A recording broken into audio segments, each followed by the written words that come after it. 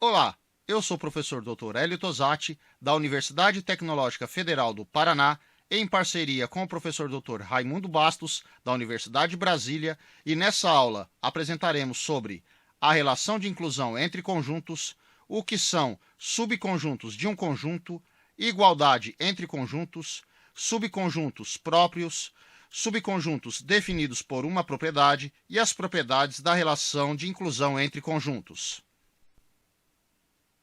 Esse vídeo faz parte do curso de Introdução à Teoria dos Conjuntos e, para acompanhar, se inscreva no canal e ative o sininho para receber as notificações. Em algumas situações, na teoria dos conjuntos, formamos um conjunto por elementos que fazem parte de um outro conjunto. Quando agrupamos alguns elementos de um conjunto para se formar um novo conjunto, dizemos que formamos um subconjunto do conjunto em questão. Dizemos que um conjunto A é um subconjunto do conjunto B quando todos os elementos do conjunto A pertencem ao conjunto B. Essa relação é chamada de relação de inclusão entre conjuntos. E para expressarmos essa relação, utilizamos o conceito de inclusão representados pelos símbolos está contido e não está contido. Ou seja, para denotarmos que A é um subconjunto de B, escrevemos A está contido em B. E para denotarmos que um conjunto A não é um subconjunto de B, escrevemos A não está contido em B.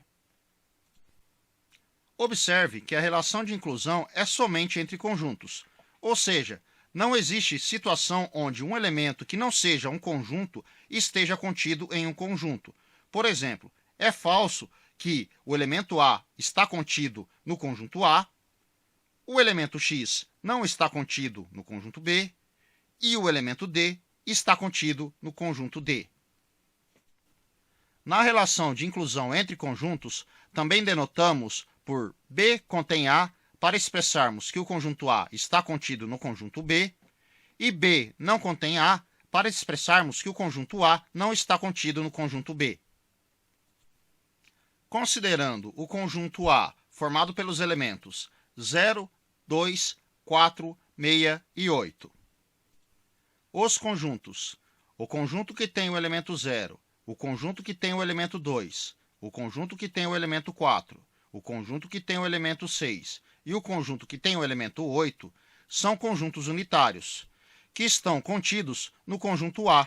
Ou seja, para justificar essa afirmação, escrevemos o conjunto que tem o elemento 0 está contido no conjunto A, pois 0 pertence ao conjunto A. O conjunto que tem o elemento 2 está contido no conjunto A, pois o elemento 2 pertence ao conjunto A. O conjunto que tem o elemento 4 está contido no conjunto A, pois o elemento 4 pertence ao conjunto A.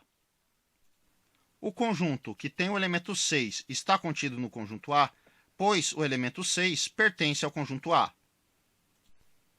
E o conjunto que tem o elemento 8 está contido no conjunto A, pois o elemento 8 pertence ao conjunto A. Agora, seja o conjunto B formado pelos elementos 0, 4 e 6. Note que B é um subconjunto do conjunto A. Para justificar esta afirmação, devemos mostrar que todos os elementos do conjunto B pertencem ao conjunto A. De fato, como 0 pertence ao conjunto A, 4 pertence ao conjunto A e 6 pertence ao conjunto A, ou seja, todos os elementos do conjunto B pertencem ao conjunto A, então temos que B é um subconjunto de A. Para a negação de um conjunto A estar contido no conjunto B, ou seja, A não está contido em B, então existe pelo menos um elemento no conjunto A, tal que esse elemento não pertence ao conjunto B. Por exemplo, considerando o conjunto A, que tem os elementos A, B e 3, e o conjunto B, que tem os elementos A, B, 2 e 1. Note que o conjunto A não está contido no conjunto B, pois o elemento 3 pertence ao conjunto A, mas 3 não pertence ao conjunto B. E veja também que o conjunto B não está contido no conjunto A, pois o elemento 1 pertence ao conjunto B, mas o 1 não pertence ao conjunto A. Também podemos justificar que o conjunto B não está contido no conjunto A com o elemento 2, pois 2 pertence ao conjunto B, mas 2 não pertence ao conjunto A. Lembrando que o conjunto vazio é o conjunto que não possui nenhum elemento, temos que o conjunto vazio está contido em qualquer conjunto dado. Escrevendo essa afirmação em forma de proposição, temos que vazio está contido em A para qualquer conjunto A. A justificativa, ou seja, a demonstração dessa proposição, é chamada de demonstração por absurdo, e ela é feita da seguinte maneira. Suponhamos que a proposição seja falsa, ou seja, existe um conjunto A, tal que o conjunto vazio não está contido no conjunto A. Se o conjunto vazio não está contido no conjunto A, então existe um elemento x que pertence ao conjunto vazio, tal que x não pertence ao conjunto A. E isso gera um absurdo, pois o conjunto vazio não possui elementos.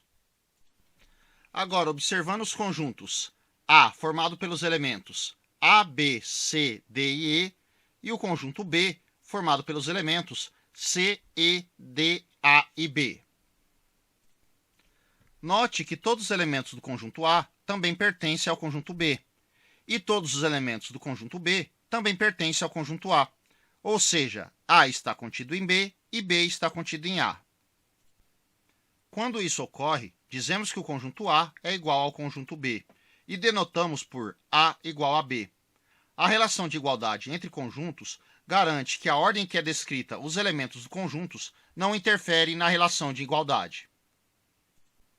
Uma outra notação na relação entre conjuntos é a de subconjunto próprio de um conjunto, ou seja, dizemos que B é um subconjunto próprio de A se o conjunto B é um subconjunto de A, porém B é diferente de A, ou seja, B está contido em A e B é diferente de A.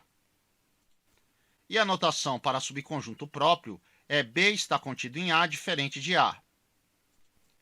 Através dessa notação de subconjuntos próprios, alguns autores acabam adotando a notação B está contido em A ou igual a A para dizer que B é um subconjunto de A. Observe que o conjunto vazio é um subconjunto próprio de qualquer conjunto não vazio A. Como já foi provado a afirmação que o conjunto vazio está contido em qualquer conjunto A, e da hipótese o conjunto A é diferente do vazio, portanto, o conjunto vazio está contido em A e é diferente de A. Um símbolo pode representar indistintamente qualquer um dos elementos de um conjunto. Esse símbolo recebe o nome de variável do conjunto. Por exemplo, seja o conjunto A formado pelos elementos 0, 1, 2, 3, 4, 5, 6, 7, 8 e 9. A notação x pertence a A significa que x pode assumir qualquer dos valores 1, 2, 3, 4, 5, 6, 7, 8 ou 9. Nesse caso em questão, dizemos que a letra x é uma variável em A. Os elementos de um conjunto que satisfazem a uma dada propriedade constituem um subconjunto definido por essa propriedade. Por exemplo, seja o conjunto A formado pelos elementos 1, 2, 5, 7, 8 e 9. O conjunto B, formado pelos elementos x que pertence a A, tal que x é par, é o conjunto formado pelos elementos 2 e 8. O conjunto C, que é formado pelos elementos x que pertence a A, tal que x é ímpar, é o conjunto formado pelos elementos 1, 5, 7 e 9. E o conjunto D, formado pelos elementos x que pertence a A, tal que x é menor do que 7, é o conjunto formado pelos elementos 1, 2 e 5. A relação de inclusão entre conjuntos possui as seguintes propriedades. A primeira propriedade é chamada de propriedade reflexiva, que é que todo conjunto está contido nele mesmo, ou seja, dado um conjunto A, então A está contido em A. Essa propriedade é bem clara, pois todo elemento de A pertence ao conjunto A. A segunda propriedade é chamada de propriedade transitiva, que é a seguinte. Considere A, B e C conjuntos não vazios. Se A está contido em B e B está contido em C, então o conjunto A está contido no conjunto C. Isso segue do fato que, dado x pertencente ao conjunto A, de A está contido em B, temos que x pertence ao conjunto B. Da hipótese de que o conjunto B está contido no conjunto C, então o elemento x pertence ao conjunto C. Como o elemento x representa qualquer elemento do conjunto A, temos que todo elemento de A está em C, ou seja, A está contido no conjunto C. A terceira propriedade é chamada de antissimétrica, que garante que se um conjunto A está contido em B e esse conjunto B também está contido em A, então o conjunto A é igual ao conjunto B. E essa propriedade segue de imediato da definição de igualdade entre conjuntos. Pois, se A está contido em B, então todos os elementos de A estão em B. Por outro lado, se o conjunto B está contido em A, então todos os elementos de B estão em A. Portanto, A é igual a B. Se você gostou do vídeo, curta e deixe sua opinião nos comentários.